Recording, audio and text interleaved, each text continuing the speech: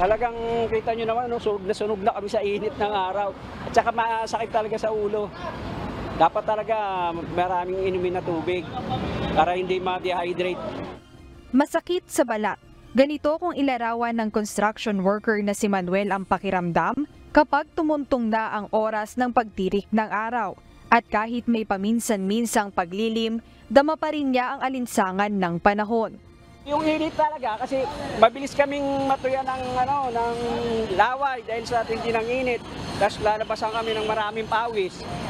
Yun ang nararamdaman namin talaga. Kahit naman ngayon, napakainit kahit nasa lilim ka, mainit pa rin talaga.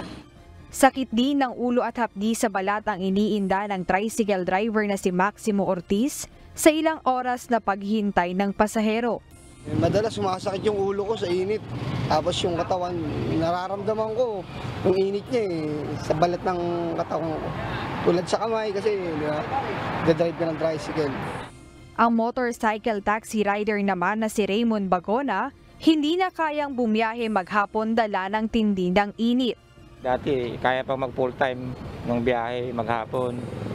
So nung tumindi ng init, hindi na kaya ma'am. Kailangan magpahinga. So medyo malit ang kita.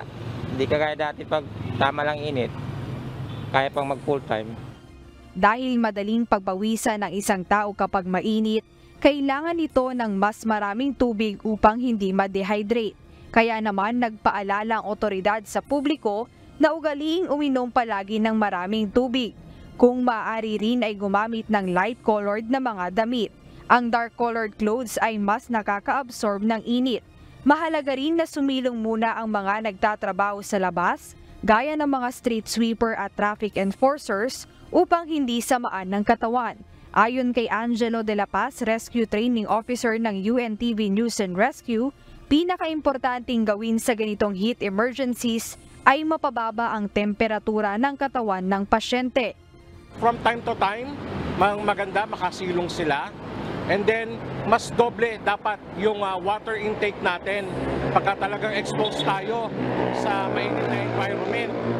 Pinapayuhan rin ng publiko na iwasan ang paglabas sa init ng araw kung hindi naman masyadong mahalaga ang gagawin upang makaiwas na rin sa mga sakit na dulot ng sobrang init ng panahon, gaya ng heat stroke at heat exhaustion.